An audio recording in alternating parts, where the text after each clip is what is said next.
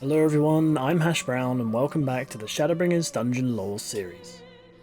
In this series I hope to explain the lore of each dungeon in Final Fantasy XIV, as well as to be informative about maybe some more niche things about them. Today's dungeon is Malikah's Well.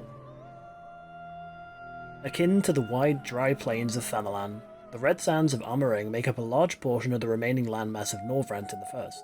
The once great kingdom of Nabaath Araeng held great sway over the area, with a grand palace standing firm on the south side of the region. When the Queen of Nabaath Araeng lost her beloved a long time ago, she commissioned the construction of a great and deep well near the small village of Ladle. This reservoir, Malikah's Well, was intended for use by the royal family as a source of water when in need, and seems to be named for a likely reference to the word for queen in Arabic, Malikah, as well as in the Nabaath tongue. The place eventually opened to the small folk of the kingdom, attracting traders from across the land, resulting in the well becoming a hub for business and recreation.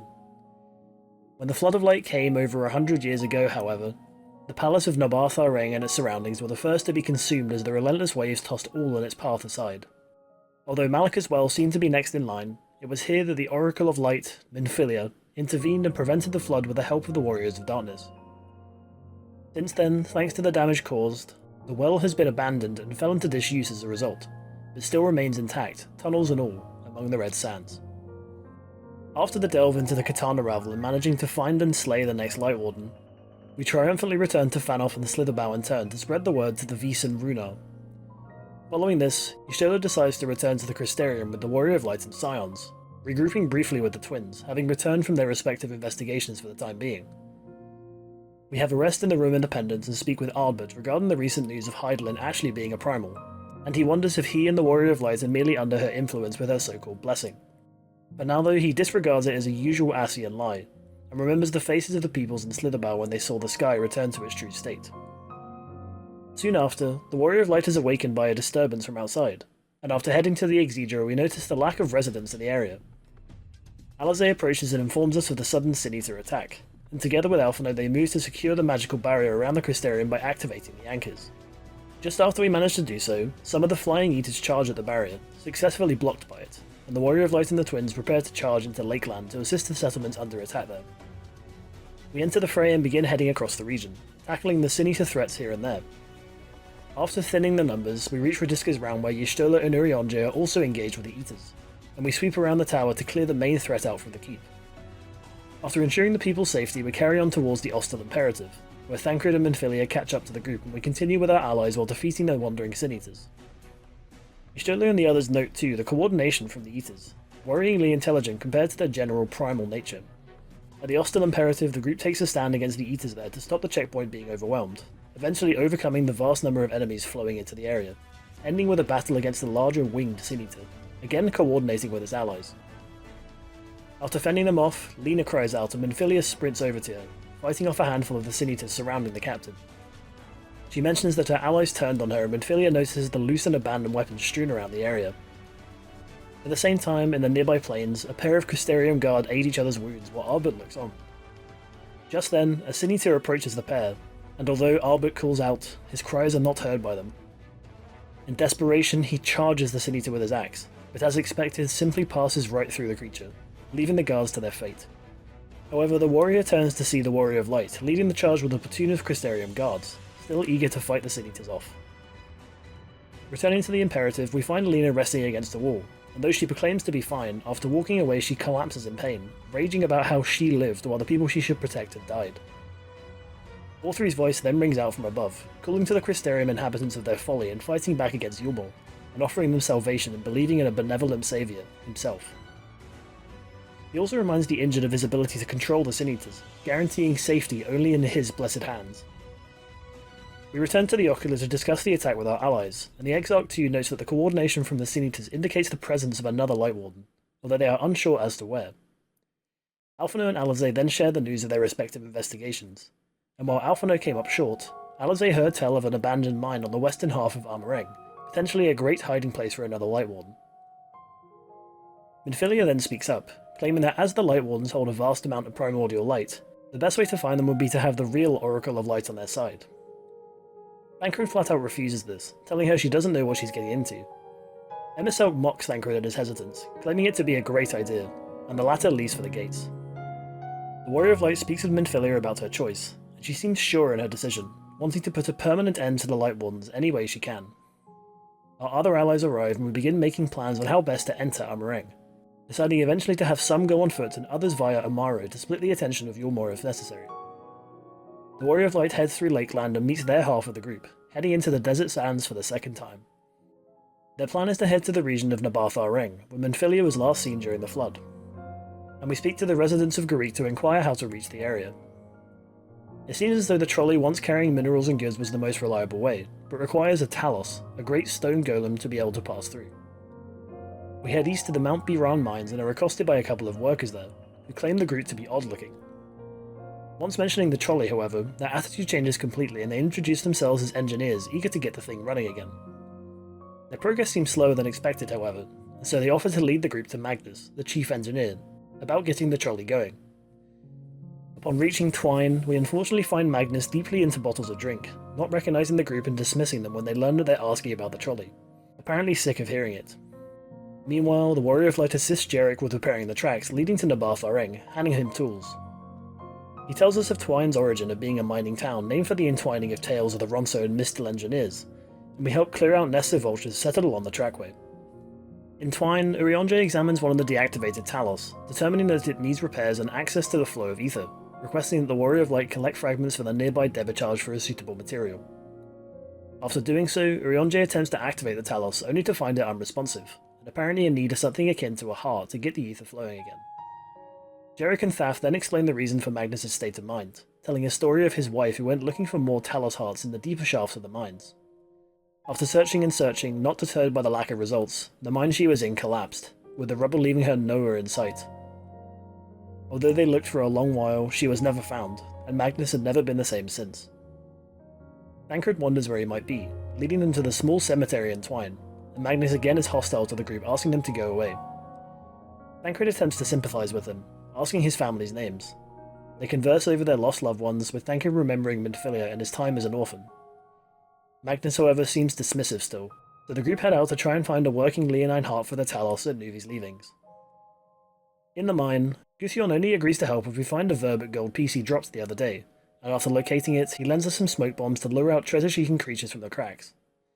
After scouring several parts of the cave, we return to Guthion outside and let him examine the leonine pieces, soon exclaiming them to join him.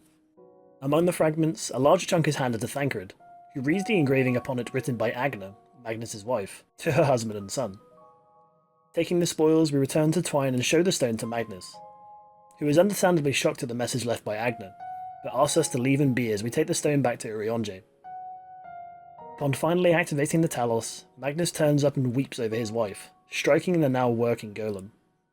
With the Talos now working, we soon make ready and have it push the trolley through to Nabaath Araeng, moving off with Thancred and Minfilia towards the ruined palace.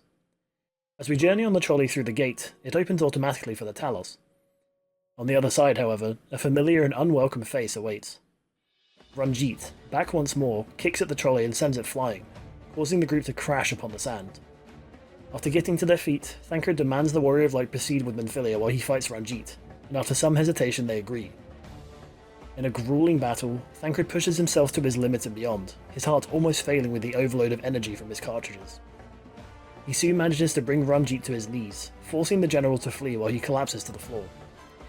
Minfilia and the Warrior of Light meanwhile carry on south, eventually reaching the Wall of Light where the Oracle was last seen. On approach, we see a vision of the past, where the Oracle stops the flood and tells Art that his purpose is not finished. And we find ourselves in a bright location with Minfilia, where the Oracle soon approaches the pair. They converse with one another, with Minfilia asking for the power to be helpful to Thancred and the others, but the Oracle warns it comes at a price. The Oracle then gives Minfilia some encouraging words, asking her not to falter, and telling the Warrior of Light that only together can they save both worlds, before vanishing once more. In Nabaath Araeng, we awaken and stir Minfilia too. Her hair and eyes appear different, and she notes it to be a parting gift. She then realizes she can feel the pulsing light of the world, and is now able to pinpoint the Light Wardens still active, with one definitely being in Amh Araeng. We then return to Leda where we find an injured Thancred along with the rest of our allies. A nervous Minfilia walks out from behind a cart to see him, and he recognizes that she must have met with the Oracle. Y'shtola then suggests to give her a new name, as her and the Minfilia they knew both deserve a tribute to their lives. Thancred soon suggests the name Ryne, the word for blessing in Fae, and the newly named Ryne agrees. The group's topic then turns immediately to the presence of the Light Warden, and Ryne informs the group that the Light Warden is nearby, to the west and possibly underground. This confirms some of Y'Shola's and the twins' suspicions, having scouted and found Malikah's well not far away. With Ryne as their guide, she leads the way to the well, a great deep structure leading far underneath Amh Araeng. Upon arrival, she takes a moment and confirms the Light Warden's presence, and the group makes ready to free the flowing sands for the next creature casting its light over the region.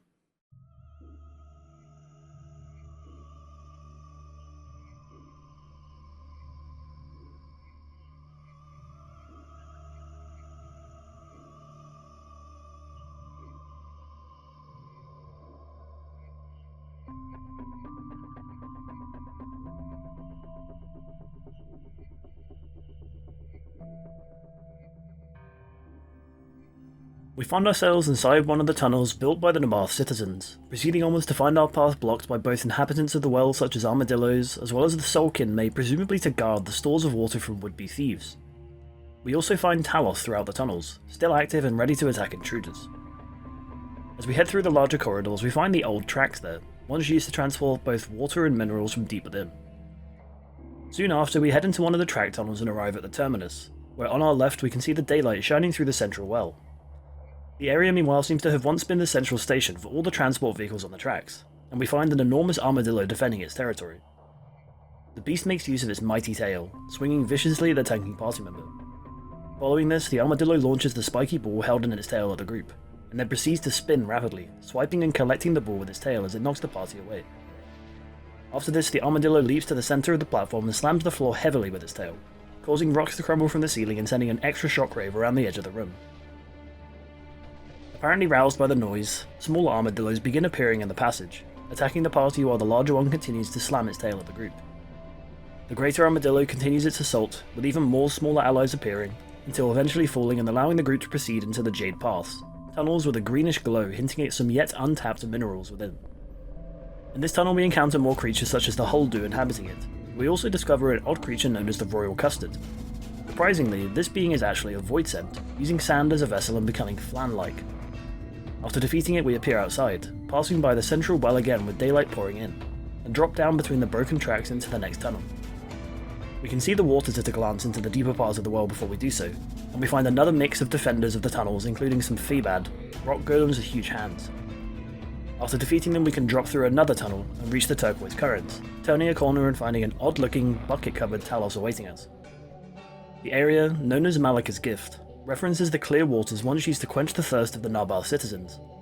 The Talos meanwhile defends the precious water, slamming the tanking party member with its bucket fists. The name of this attack, Efface, refers to scrubbing a mark off a dirty surface.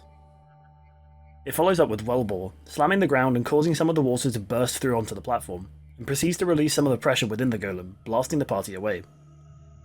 Relieving more pressure, it then spins rapidly while releasing jets of water, damaging any caught in front of the Talos. Thankfully, the Talos seems to have been given more limited programming, as it repeats the pattern of Efface followed by releasing the high pressure water at the group until eventually being defeated. This allows the party to carry on deeper into the well, and as expected here we begin to run into the lesser Sin Eaters, confirming Ryne's suspicion of the Light Warden. The first group includes a handful of sprites tainted by the light, and in this last outside area we can just about make out the stone structure of the top of the well.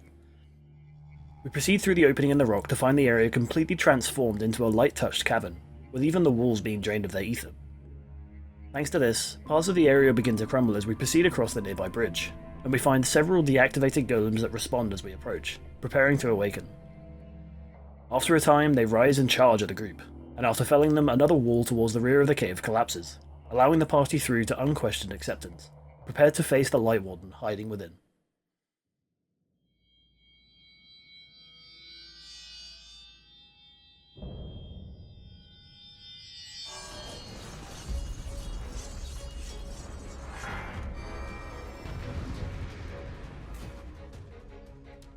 We find Storge here, another name derived from a different type of love, this time familial. It is believed by those that once sighted the Light Warden that it was born from the corruption of another sprite or fey creature due to its nature, and it is said that since its haunting of the well, it feeds upon the memories cast into the place, those of the Queen's great admiration of her king. In contrast to this, Storge has attacks named after several forms of torture, arguably more gruesome than those seen in Holmer's The Switch. It begins by damaging the group with intestinal crank, a reference to a torture device in which the victim's intestines would be attached to a device and slowly drawn from their living body. It follows up with Heretic's Fork, a device with two metal-pronged ends strapped around a person's neck, piercing both their chin and upper chest and causing immense pain. In our case, the light beams can be avoided by dodging to the corners of the charging attack. Breaking Wheel comes next, referring to a method in which the victim would have a heavy cartwheel dropped on their legs and arms to slowly break all their bones, and would be tied to the same wheel after and left to die. In the party's case, they simply need to be underneath a light warden to avoid the expanding attack. After this, Storge uses Crystal Nail, launching several of its wings to attach to the floor of the room. It follows up with another of either of the previous attacks, and then Censure, a word for extreme disapproval, passing its attack to the wings. They release the attack in order, forcing the party to keep evading as they continue unleashing it in sequence. After another intestinal crank, the Light Warden unleashes a similar technique but with the opposite attack. We then continue fighting it, avoiding its light attacks until it eventually falls and dissipates. This time the Warrior of Light does not hesitate and absorbs its light at once, successfully ridding Norvrant of another Light Warden. As we do so, however, light seems to threaten to burst from the Warrior of Light, who staggers, but manages to calm the overwhelming light for the moment. In Amh Araeng, Magnus and Thaf are shocked to see the night return to the region. Over near the inn at Journey's Head, Halric looks upon the night sky, unsure or unable to express how he feels. Back outside the well, the group too looks at the sky with hope, knowing that only the Light Warden of Calusia remains until freeing the First from the plague of light for good. And that's the end of the story and lore for Malikah's Well. A structure born from the hope of remembering the husband of a queen of Nabaath, dug deep into the Amh Araeng sands. With Ryne reconciling with Minfilia and gaining her power as well as her own freedom, she sought out the Light Warden using the well as a hideout. The group managed to smoke it out and defeat it, leaving the sands in jubilation over being freed from the everlasting light plaguing the skies. I hope you enjoyed this video. If you did, leave a like and subscribe to the channel for more Final Fantasy XIV stuff, and I'll see you next time for Mount Golg.